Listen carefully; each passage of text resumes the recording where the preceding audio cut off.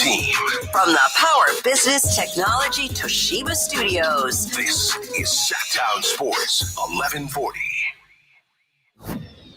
The Carmichael Dave Show. He's on the microphone when he's not on the microphone. He's playing a song, and when he's not playing a song, he's on the microphone, and then boom. With Jason Ross. No, he didn't.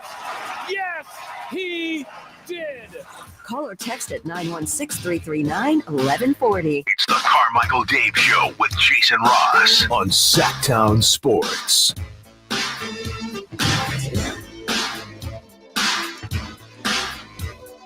Yep. All right, here we go. Final hour for the week. Jason Ross, Christopher Law, no Carmichael Dave. Today he's back with us on Monday. Kings lose last night to Denver. A lot of Denver. Denver was really good last night. Joker was sensational. Kings had a nice fourth quarter rally, but ultimately first loss in a while for the Kings. So that's what you want to try to do is avoid streaks. It'll be tough tomorrow, though, going into New York. We'll talk about that coming up here. And let's do that with our Sactown Sports Kings insider, Brenden Nunes, joining us here on this Friday morning. Good morning, Brenden. How are you? Morning, Jason. Doing well. How about yourself? I'm doing well. I got to check in with you on, I know with Frankie, on daddy duties, a little more responsibility for you. How are things going on your end? Yeah, a little busier, but doing all right. Can't complain. Happy for Frank, obviously, and glad to fill in the meantime. Yeah, well, you guys do great work. We always appreciate what you provide for our all the entertainment out there, all the content, we should say, on SactownSports.com. You can check out Brenden and all the work you're doing there. A lot of King stuff going on right now, and more good than bad, certainly. Brenden, it's been quite a turnaround for the Kings. Last night, I don't think was ultimately that surprising to me. And, I've been saying on the show, I'd be curious your opinion. Look, part of it was the back-to-back. I mean, that was pretty tough scheduling for the Kings, but I think that's doing a disservice to Denver. They're playing really well, and Joker's out of this world. And I think the Kings just ran into a buzzsaw last night. Yeah, second night of a back-to-back in Denver is a really tough thing to deal with. I think they got in early morning the night before. Denver's one of those cities where it takes a sec to get to the hotel afterwards, I believe, as well. So tough circumstances. I thought the fact that they fought back from, I believe it was down 25, and they cut it to even 6 late in that game was super encouraging. And Doug McDermott was a big part of that, obviously. I want to say he went 4 or 5 from 3. He caught fire in a way that totally blew my mind. And it's funny, it seems like he just kind of has a knack of doing that. Obviously, he's a known shooter, but to come in and just be on fire like that after not playing for a handful of games is extremely impressive. So not great defense in those first 3 quarters, which I think has kind of been what's propelled them through a lot of this winning streak, but they stepped it up in the fourth and gave themselves the chance to win a game that honestly it felt like they had no business winning. So I'm usually not a silver linings moral victory guy, but I did kind of feel encouraged after that one a little bit. On the McDermott front, Brenden, my thought was, look, the bench has not been playing that well, but I mean, then the positive is the starters have been incredible. Just the totality of the numbers they're producing has put it in a spot where they haven't needed as much from the reserves. But what McDermott did yesterday, and not just yesterday, but like you said, a few other times he's been able to catch fire like this. Should he be higher in the rotation than guys like Herder and Carter at this point? Yeah, I think it's tough to judge. I think Kevin would be the one. Kevin Herder, obviously.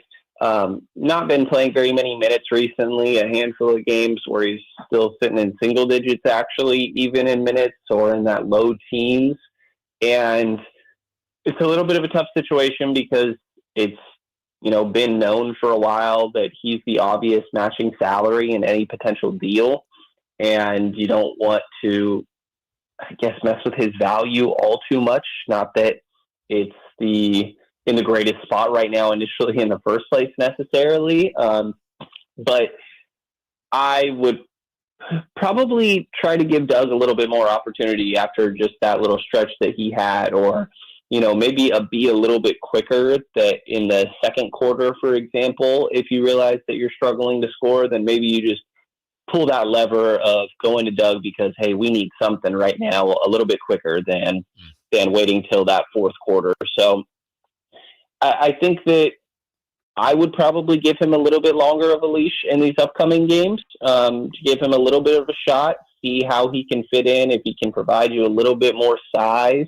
But you're going to be playing a little bit of some larger lineups out there, and as long as McDermott can survive defensively, I think that he's right now making you think that he might be just as good, if not better, of an option than really Kevin Huerter in my mind. Brenden Nunes, Sactown Sports Kings insider, with us. I want to talk to you about De'Aaron. He's been, a lot of comments coming in on our YouTube chat, certainly on our text line about De'Aaron, who has struggled here. It's about a 5-game stretch, I would say, where his efficiency has been subpar. Still doing, production there he'll get his points, but not to the level that we've seen. So that's below, but certainly his shooting percentage, his rebounds and assists are still kind of what he does. But what do you attribute this to with De'Aaron here over about the last 5 games? Yeah, first of all, I would say that I think his hands have kind of been bothering him. He has the fingers on one side that have been bothering him. You saw him holding his thumb on the right yesterday as well, and I think there may be something there with that. The extent that he was kind of holding it, looking down on it, you could see him wear it on his face a little bit at times, just kind of going through pain there. So not to start with an excuse, but I do think it's a reality that some of that is going on. And at the same time, they're winning games, and DeMar DeRozan is carrying a lot of the weight offensively. Domantas Sabonis is getting more shots up, and obviously they have Malik Monk in there as well. So I think that De'Aaron is okay with playing a little bit of a backseat at times if everybody else is rolling. And like I mentioned, DeMar specifically, I think it's the one that's sort of catching a rhythm right now. De'Aaron is still the one that's guarded by the best defender on a night-to-night basis. DeMar DeRozan had Buddy Hield on him rather than Andrew Wiggins because Wiggins was guarding De'Aaron Fox, for example. And I want to say yesterday was similar. I believe Christian Brown was on De'Aaron Fox while Russell Westbrook is the one guarding DeMar DeRozan. So just that in itself, I think, does help the team. But I would guess that the couple of lingering injuries definitely seem to be affecting him. And I was worried even more so yesterday when he kept looking at that right thumb and just sort of seemed to be in pain. So I think that that's playing a factor. I think it's also easy to forget that that's getting talked about, and he's just coming off that glute injury, which you never know how much that could affect like your planting and initial pace, the burst that a player might have. I don't feel like we've seen him take off at 100% speed quite yet. So again, I know I'm making a lot of excuses, but I think point being that he's kind of beat up right now and okay with letting other people, I guess, steal the show a little bit. And somewhat functioning as a little bit of a decoy out there while still trying to make sure that he's setting up his teammates, playing good defense. And, so numbers are down a little bit, but still a really good stretch of basketball that he's been able to contribute to.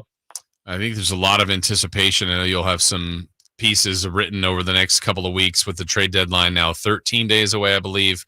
And specifically regarding the Kings, I think everybody believes they want to add.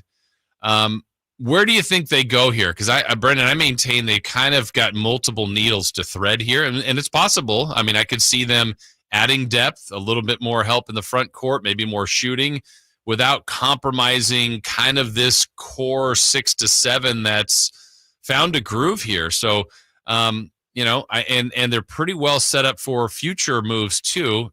Where do you think their points of emphasis might be with this deadline coming up? Yeah, I think it's still the same thing that we thought it would be the last 2-3 years, the wings and forwards that this team desperately needs. It's really, if we're not counting Doug McDermott right now, which I think is a fair assumption, it's Keegan Murray and Trey Lyles are the only reliable wings forwards on this team right now, and you need more size.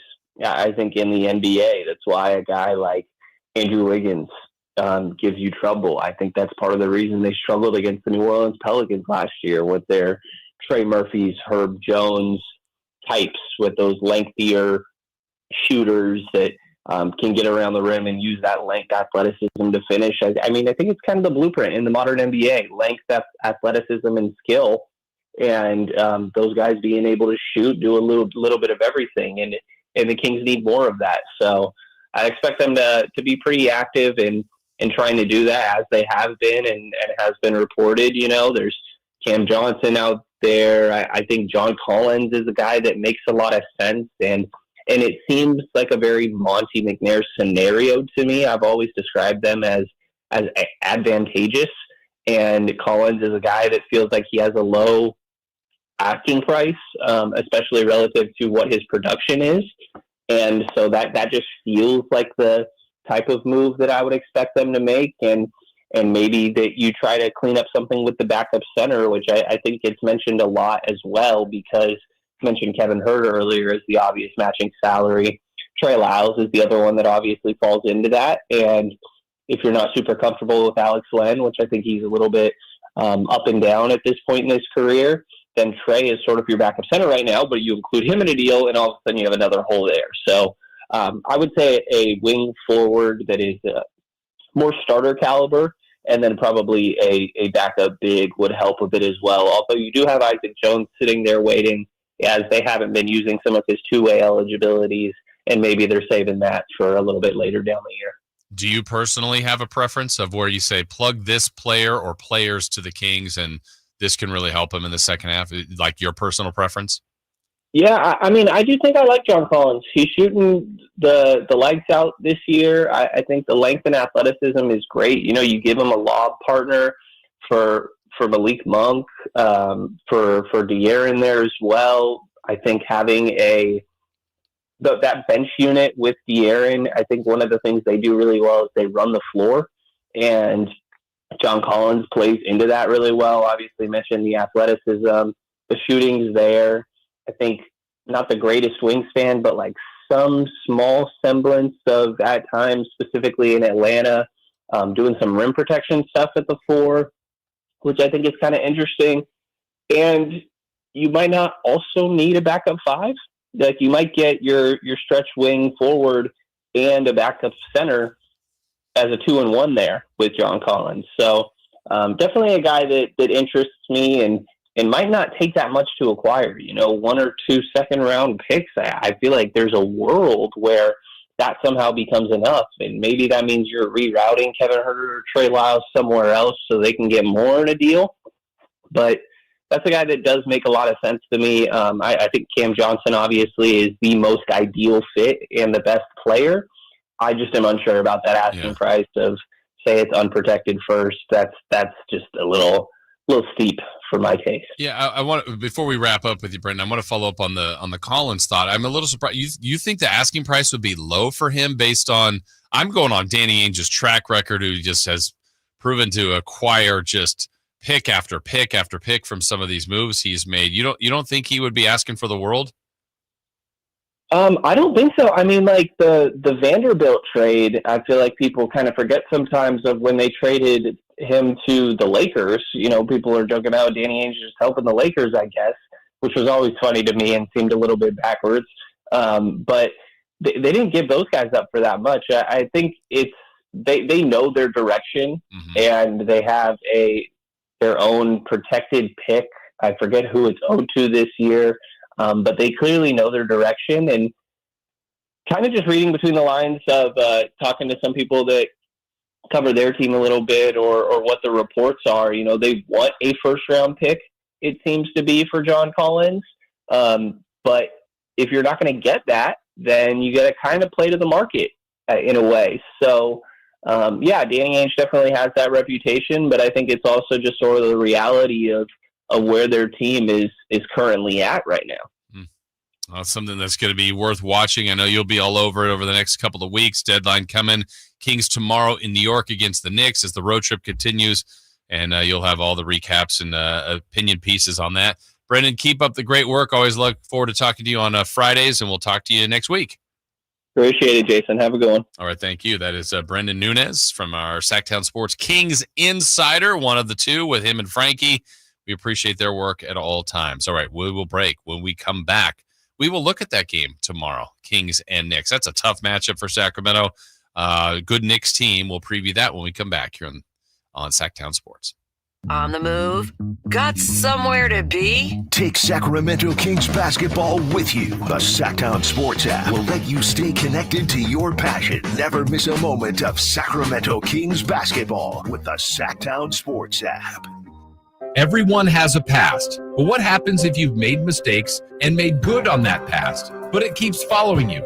Are you looking for an attorney to erase past records and restore your rights? Maybe even restore your gun rights? Do you need a reputable criminal defense attorney who knows even good people make bad mistakes? Well, the attorneys at Gonzalez Law Office are here to help. Find Gonzalez Law Office online at saclegaldefense.com or call them at 916-304-9187. We don't settle for less, and neither should you. When you take the time to shop at Folsom Lake Honda, there's one thing you'll always find: happy people ready to serve you. As a family-owned and operated dealership since 2009, customer service is our #1 priority. Our customers love doing business with us, and you will too. Get an instant cash offer for your trade at FolsomLakeHonda.com. We'll buy your car whether you buy from us or not. Folsom Lake Honda is your one-stop Honda shop. Folsom Lake Honda, yeah, your one-stop Honda shop.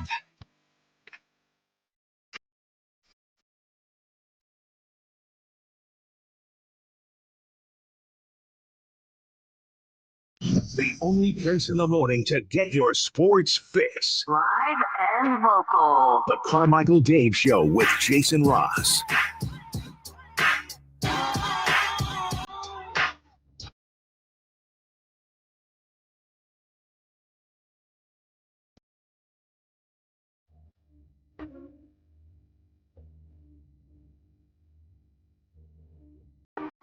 Yeah, very, very pleased, but that's obviously not the outcome that we want.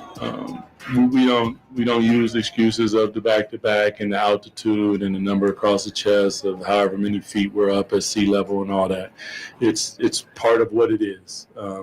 I've been here, I've played, you get a second win, and all of a sudden you're good. And I thought that we burned through that, and we started to find our way a little bit.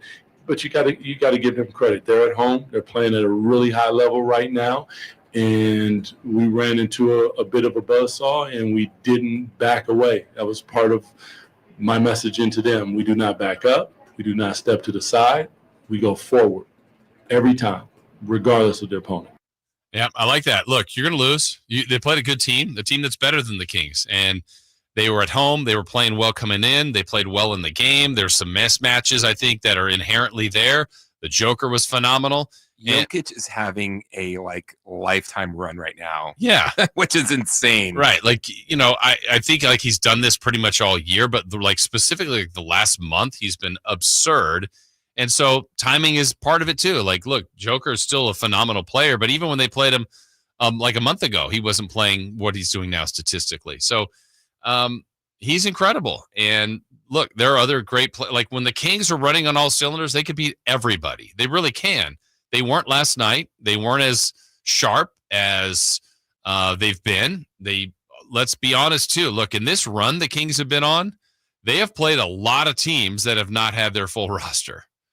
That's part of it. I mean, and look, Denver had everybody pretty much. Everybody that's of significant importance to their win-loss outcome. So they had a lot of things going against the Kings, and Denver played well. So I'm going to put more of this on Denver. I like what Doug said there. The Kings fight, though. They kept with it, stayed with it. Didn't really have a chance to win, though they made Denver work for it all the way to the end. And I like that. McDermott and company in that fourth made it very, very interesting. All right, let's go to the phone lines, check in this morning with Dwayne. Dwayne, good morning. Thanks for calling. How are you? Hey, I'm doing good, fellas. I appreciate you guys taking my call right now. Yeah. What you got? The same problems keep coming up with the Kings, and not to take anything away from Christie or what the gang is doing, because they're balling. They got a lot of offensive firepower, but we've been talking about the deficiencies and how if they get the right trade, they're going to move up in the West. And there's a lot of parity, and a lot of guys don't play these days, and the Kings should take advantage of it. But my question is to you guys, because I don't have any patience left. I wanted the trade to be done before January 1st. So I'm asking you guys, and I'm going to hang on because I want to listen. Okay. Is he even going to make a trade? All right. Well, I don't know, would be the worst answer I could give you, but I don't know. I mean, the last couple of, since the Sabonis trade, the last couple of trade deadline moves haven't been like world changer type of thing. No. And I know from experience that Kings fans want a trade. They want something different. I get that. I do too, personally. I would like to see just a little bit of something. This is me, Dwayne, and thank you for the call. So my short answer is I don't know. I think the plan is to make the team better. And you've heard this phrase before, and I'll repeat it from others. You don't trade just to trade. So it's not like, well, people will think better of us because I made 3 trades. If the trades aren't better for you, then what's the point? We've got too many guards. We'll get rid of one of them. Yeah. Yeah, but what are you getting back? Right. I think that logic to me, Chris, would say Kevin Huerter is the odd person out. I think he's an asset for some. Like, look, he's not an all-star, and no one's pretending that to be the case. But someone would be interested in Kevin Huerter. Can you find that someone, and can you get someone from that team that you feel makes you better? That, to me, is kind of the first question. And I brought it up earlier. What are other assets you have? Well, Fox, Sabonis, Murray. I mean, go down the list of like your core players. A lot of people would want Keegan Murray. A lot of people would want De'Aaron Fox. A lot of people would want those guys. Do the Kings even remotely want to trade them? So I personally think, this is, again, all my opinion here, I think they would like to make a move to add either more shooting or more depth and or size to the bench. That's my belief. I think they're more than comfortable with this starting 5. I think they like Keon Ellis and like Carter, wouldn't like to move them. That's my hunch on your top 7. I think they would be moved to move draft picks if that other team would do that, if that helps close a deal. I don't think they're seeking to do that.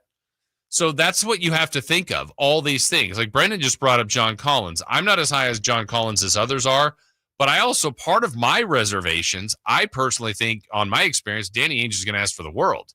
That's why I was a little surprised from Brenden. Now, Brenden could be right, but I mean, the history of Danny Ainge in trades is he, on the surface, primarily wins them. So if you're getting John Collins, you're getting a good player, a player that could help the Kings. But I'm sure he's probably said, yeah, I want Keegan Murray. I want Keegan Murray, Ellis, and 2 first-round picks. Wait, what? No. But this is me speaking for Danny Ainge. I don't know if these are his offers. So there are 2 sides to this. We all look at it very one-sided from the Kings and just say, yeah, they need a backup big. Go get him.